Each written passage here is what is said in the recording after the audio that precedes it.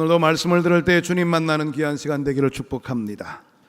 독일 베를린에 막스 프랑크 연구소가 있습니다. 이분은 이제 유명한 독일 물리학자인데요.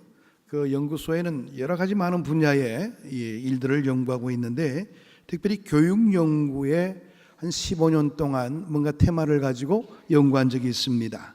1,000명을 대상으로 해서 나이와 지혜의 연관성에 대해서 연구를 했습니다. 이 연구소는 오랜 연구를 통해서 지혜로운 사람들이 갖는 몇 가지의 중요한 공통점이 있다는 것을 발견해냈습니다. 그리고 이런 결론에 이르게 되었습니다.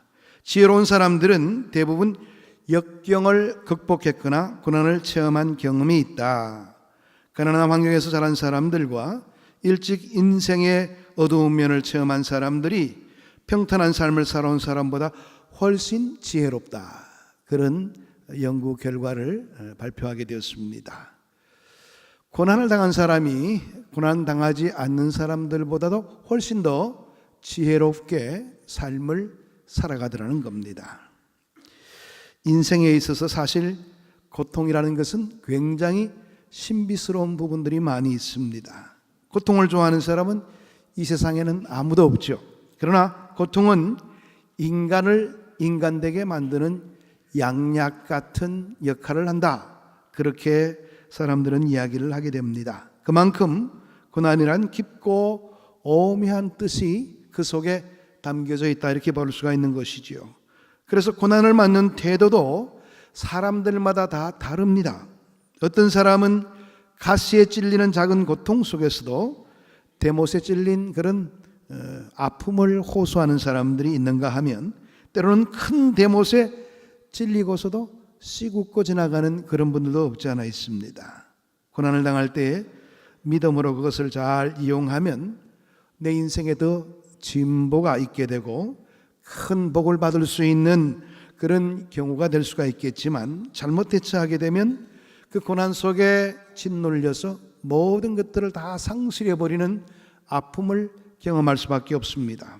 다시 말해서 고난의 밤에 목 놓아 우는 사람이 있고, 같은 고난의 밤이라도 노래하는 사람이 있다는 것, 우리가 이런 부분들을 생각해 본다면 인생을 살아가게 될 때에 우리의 삶의 모습이 어떤 모습으로 나타나고 있는지를 한번 점검해 볼 필요가 있는 것이지요.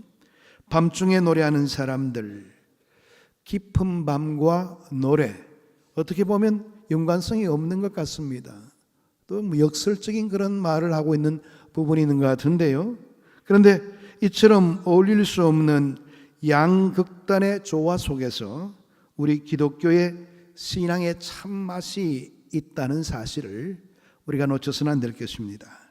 기독교는 노래로 시작해서 노래로 끝나는 종교입니다. 기독교는 베들레헴에 있는 한 축사에서 목자들의 찬양으로부터 시작됐습니다.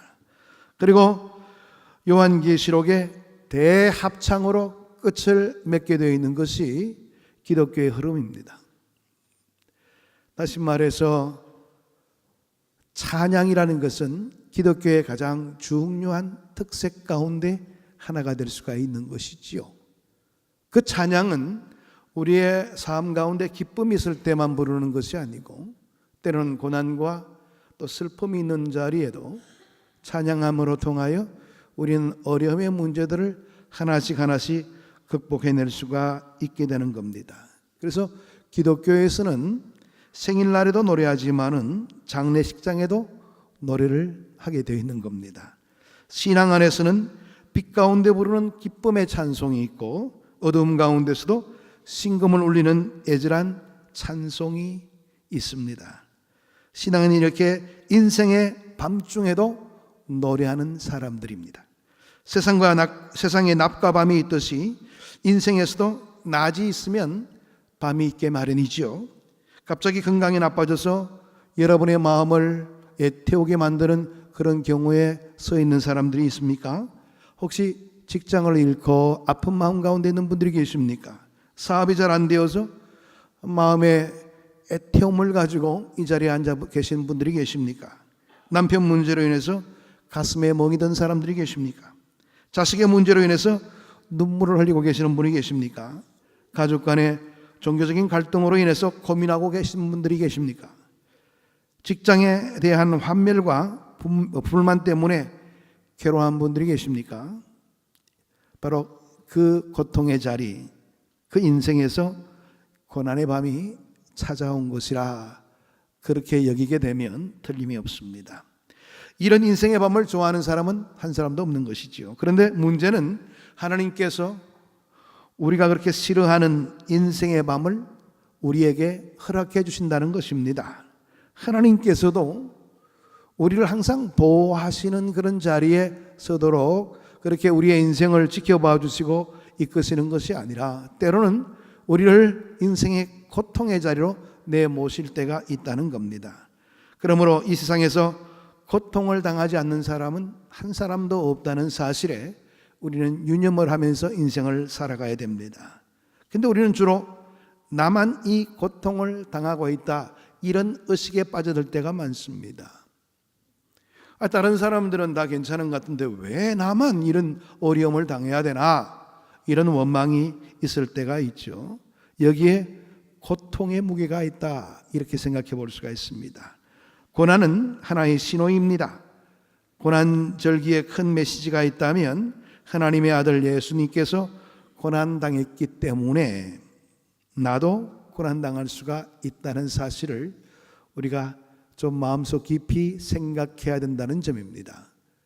하나님의 아들이신 예수님도 고난당했는데 왜 우리가 고난당하지 않을 수가 있는 것인가 하는 점입니다.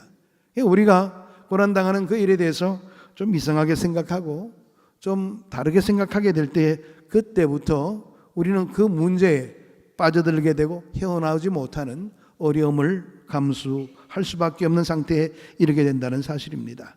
그러므로 우리는 고난을 피할 수도 벗어날 수도 없는 존재인 것입니다. 때문에 우리가 그 고난의 의미와 고난에 임하는 자세를 배우게 될 때 고난 속에 매몰되지 아니하고 또 고난으로부터 승리할 수 있는 그런 삶의 결과를 가져올 수 있다는 사실에 먼저 생각을 깊이 가져야 될 것이고 마음을 모아야 될 겁니다. 문제는 이 본문에서 욥이 당한 고난은 일반적인 고난의 특성과는 전혀 다른 성격을 지니고 있다는데 특별함이 있습니다. 우선 욥의 고난은 의인의 고난이요, 철저하게 하나님을 경외하던 사람이 당한 고난이었습니다. 그렇다고 욥이 자원해서 그 고난 당하기를 원했던 것도 아니었습니다.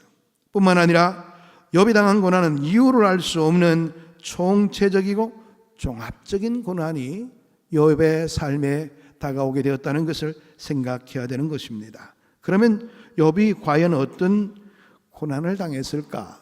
아시는 분들도 계시겠지만 이 문제에 대해서 한번 생각해 보기를 원합니다. 이것은 오늘 우리가 당하는 다양한 고난의 모습을 한꺼번에 조명해 주는 그런 내용을 담고 있습니다. 첫 번째로 재산을 잃어버리는 고난이었습니다. 피땀 흘려 모은 재산, 안 입고 안 먹고 안 써서 모은 그 재산을 하루아침에 잃어버린다는 것, 얼마나 가슴 아픈 현실입니까? 내가 어떻게 모은 것인데, 이런 생각을 가질 때 갑자기 큰 일을 당해서 자신의 소유의 모든 것들을 다 빼앗기게 될 때 참 큰 고통이 있기 마련입니다. 욥은 참으로 부자였습니다. 아주 거부였습니다. 성경은 이렇게 이야기합니다. 욥은 동방 사람 중 가장 훌륭한 자라. 여기서 훌륭하다는 뜻은 인품적으로 훌륭하다는 뜻도 있지만 원어적인 의미에 보게 되면 굉장히 거부였다는 것을 이야기합니다. 동방에 있는 많은 사람들 가운데 거의 많은 사람들이 추종하는 그런 엄청난 재산을 가지고 있었던 사람이었다는 겁니다. 이런 사람이 하루아침에 알거지가 되었습니다. 무슨 대단한 잘못도 없이 재산을 약탈당하게 된 겁니다. 이런 억울한 일이 어디 있겠습니까? 무슨 죄 때문에, 누구의 죄 때문에 이런 일을 당해야 하는가, 그런 원망이 마음속 깊은 곳에서 우러나올 수 있는 그런 상태지요. 의인이요 하나님을 경외하는 사람이 이 어려운 고난을 겪게 된 것입니다. 두 번째로 자식으로 인한 고난이었습니다. 재물이 아무리 귀해도 자식이 어떻게 비할 수가 있겠습니까? 화목하게 지내는 10남매가 형님 댁에서 잔치를 하다가 집이 무너져서 한꺼번에 다 죽음에 이르게 되었습니다. 여러분, 생각하기도 싫은 고통이 바로 이런 고통일 겁니다. 이 고통을 어떻게 감내할 수가 있겠습니까? 내가 당하는 고통보다 더 한층 뼈아픈 고통이 자식으로 인한 고통이라 우리는 그렇게 생각을 해볼 수가 있겠죠. 예? 한 번에 그 11매가 그냥 다 죽음에 이르게 되었다는, 도저히 감당할 수 없는 고통이면 틀림이 없습니다. 세 번째로 사랑하던 아내가 그의 곁을 떠나고 위로해왔던 세 친구들도 오히려 욥을 괴롭히게 됩니다. 여러분, 가까운 사람들로부터 이해받지 못하는 고난을 경험해 본 적이 있습니까? 이것도 큰 고난입니다. 내가 뭔가 어려움 속에 있는데 오히려 그 어려움을 이해하려는 입장보다도 충고하고 오히려 우리를 괴롭히게 될 때 내가 그것을 감당한다는 것은 참 힘든 일입니다. 정말 억울하죠. 내가 지금 어려움 속에 빠져 있는 것도 억울한데 친구들이 위로해 준다 말만 위로하고 있지만 그 속에는 오히려 자기를 찔러대는 여러 가지 많은 어려움을 가중시키는 상황 속에 거하게 될 때 우리는 참 인내하기 힘듭니다. 그것도 큰 고난임을 알 수가 있죠. 여기에 더해서 건강까지 잃어버리게 되었습니다. 머리에서 발끝까지 종기가 나서 이 고통을 이겨내기 위해서 기와장으로 긁고 잿더미에서 뒹구는 그런 욥의 모습이 성경에 그려지고 있습니다. 얼마나 처참한 모습이었습니까? 얼마 전까지만 하더라도 수많은 사람들이 존경에 마지 않고 많은 돈을 가지고 많은 사람들의 부러움의 대상이 되었던 욥이 이런 어려움 속에 처하게 된 것입니다. 바로 이런 상황 속에서도 욥은 고난의 이유도 그 의미도 알 수가 없었습니다. 그래서 더 괴로워합니다. 어머니, 왜 나를 낳으셨습니까? 왜 나에게 저절을 먹이셨습니까? 욥의 표현을 보게 되면 이런 표현들이 자주 등장하게 됩니다. 이처럼 자기의 삶을 저주하는 데까지 이르게 되는 욥의 모습이 성경에 나타납니다. 그럼에도 불구하고 그는 끝까지 하나님을 원망하지 않았습니다. 자신에 대해서는 원망을 했지만 하나님에 대해서는 원망하지 않았습니다. 그때 옆에 이와 같은 상황을 지켜보던 젊은이 하나가 있었습니다. 세 친구가 계속적으로 있었는데 성경의 흐름을 보게 되면 갑자기 이 한 명의 또 다른 사람이 나타나게 됩니다. 그가 바로 엘리후입니다. 계속 듣기만 하던 그는 입을 열어서 말하기 시작합니다. 이 부분이 바로 오늘 이 본문의 말씀이지요. 본문에서 엘리후가 발견한 귀중한 사실이 있습니다. 이 고난의 밤을 허락하시는 분이 하나님이시라는 겁니다. 너의 인생에 이런 고난이 있다는 거 하나님이 주신 거야, 이렇게 이야기하고 있는 부분입니다. 이 고난은 하나님께서 자기 백성을 사랑하고 성숙시키는 지혜라는 사실을 이야기하고 있습니다. 자연계에서 밤을 밝히는 것은 어떻게 보면은 하나님의 창조의 지혜에 속한 부분이라 이야기해 볼 수가 있을 겁니다. 꽃은요, 아침에 피어나기 위해서 밤에 준비하는 모습을 가집니다. 아름다운 벙어리가 이슬을 머금고 입을 벌려서 피어나기 위해서 어두운 밤 동안 준비를 해야 되는 것이죠. 밤이 없다면 어떻게 보면 꽃이 피는 맛이 없을 겁니다. 성경 속에서 하나님의 손에 바로 쓰임을 받는 인물치고는 인생의 밤을 통과하지 않는 사람들이 아무도 없습니다. 교회 안에서도 보게 되면 신앙이 좋다고 여기지는 분들의 삶을 점검해 보면 인생의 밤을 다 통과하신 분들이에요. 인간은 밤을 통과하지 않고 온전히 만들어지지 아니하는 고약한 기질이 있는 것 같습니다. 그래서 하나님께서는 우리를 더욱더 연단의 과정을 통해서 우리를 하나님의 사람답게 만들고 하나님의 사람답게 만든 다음에 주님의 일에 모든 일들을 감당할 수 있도록 인도한다는 사실입니다. 이는 마치 광석이 용광로에 들어가지 않고는 순금을 만들어낼 수 없는 것과 마찬가지의 이치라 생각해 볼 수가 있죠. 그래서 하나님은 밤을 아주 중요하게 다루십니다. 때문에 아무리 사랑하는 사람일지라도 고난의 용광로 속에 던지시기를 주저하지 않는 분이 바로 하나님이신 것입니다. 오히려 사랑하는 사람일수록 더욱더 그리하게 된다는 거예요. 저 골고다 언덕을 바라보시길 바랍니다. 잔인하고도 무서웠던 그 십자가의 자리, 우리 주님도 겟세마네 기도에서 이 온 인류의 죄를 짊어지고 가야 되는 그 죽음을 아주 고통스러워 여겼습니다. 아버지, 할 수만 있다면 이 잔을 내게서 지나가게 해 주옵소서. 이 고통을 자기에게 허락지 말라고 기도하기까지 하십니다. 그러나 마지막에는 주의 뜻이라면 내가 모든 고난을 다 감수하겠습니다. 이런 기도로 결론을 맺게 되지요. 죄 없는 아들을 십자가에 매달아 전 인류를 위하여 피 흘리게 하시고 그 처절한 십자가를 통하여 모든 인류가 죄 용서함을 받도록 하신 하나님의 놀라운 섭리는 밤의 섭리였습니다. 그래서 사도 바울은 고린도전서 1장 18절에서 사람들이 이것을 볼 때에 미련하게 본다, 그렇게 이야기를 합니다. 믿지 않는 사람들의 논리에서는 이해가 되질 않죠. 아이고, 그게 무슨 방법이 될 수가 있는가? 왜 유독 고통을 통해서 그런 일을 대신 감당하는가? 이해가 안 되죠. 그러나 사람에게 미련하게 보이는 이 밤의 방법이 하나님께는 지혜로운 구원의 길이요 능력의 길이었던 겁니다. 욥의 사건을 통해서 엘리후가 우리에게 소개해 준 하나님의 독특한 성품이 있습니다. 그분은 밤을 허락하시는 분으로 끝나는 것이 아니라 밤중에 노래하게 하시는 하나님이시라는 겁니다. 고난만 허락하는 잔인하신 하나님이 아니라는 것을 이야기하고 있습니다. 바로 여기에 우리가 고난과 시련 가운데서도 밤중에 노래하는 사람이 되고 밤중에 기도와 소망과 찬양을 할 수 있는 근거가 있다는 것이죠. 오늘 엘리후의 말을 우리가 통해서 바라보게 된다면 왜 밤중에 노래하도록 만드는 하나님을 찾지 않는가? 예? 왜 고통 속에만 있고 하나님을 찾지 않는가? 이렇게 이야기하고 있는 엘리후의 아주 따끔한 질책이 있는 것을 보게 됩니다.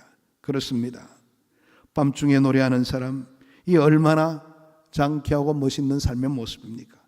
인생의 밤중에 노래하게 하시는 하나님을 찬양하시기를 바랍니다. 밤중에 부르는 노래는 낮에 부르는 노래와 다르죠. 밤중에 만물은 고요하게 침묵을 하게 됩니다. 보이는 것은 아무것도 없고 칠흑 같은 어두움만 있을 뿐입니다. 이 어두움 속에서 침묵을 깨고 감사와 감격의 눈물로 하나님을 찬양하게 된다는 것, 이게 얼마나 보통 일이 아닌 것입니까? 이것이 바로 신앙의 참된 모습이 된다는 것을 이 본문의 말씀은 우리에게 이야기해 주고 있는 겁니다. 여러분 기억하시길 바랍니다. 성공한 자가 감사하고 노래하는 것이 아니고 감사하고 찬양하는 자가 인생의 성공을 하게 된다는 사실입니다. 우리의 앞길에 하나님께서는 이런 과정을 통해서 하나님의 사람으로 무장하게 만드시고 하나님의 사람으로 준비하게 만드시고 주님의 귀한 복된 일에 쓰임바 될 수 있도록 이끄신다는 사실입니다. 하나님 없는 인생은 풍요로운 환경 속에서도 감사와 찬송 대신에 그드름을 떨며 교만한 모습을 보이게 되는 것이죠.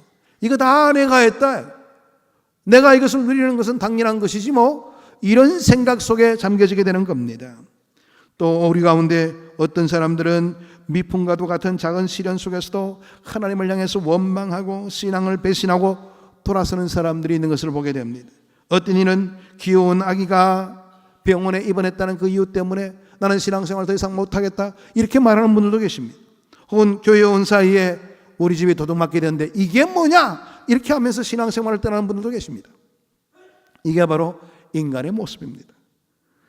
밤을 만난 인간은 자기의 힘으로 노래할 수가 없는 것이죠. 그러나 하나님은 자기의 자녀들로 하여금 시련의 밤중에서도 노래하게 만드시는 하나님이십니다.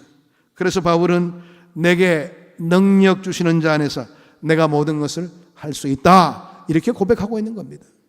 나는 내 자신의 힘으로는 도저히 감당할 수가 없지만 그러나 하나님께서 나에게 능력 주신다면 내가 어떤 어려움 속에서도 그 모든 어려움들을 극복해낼 수 있는 하나님의 사람으로 나아갈 수가 있게 된다고 고백하고 있는 겁니다.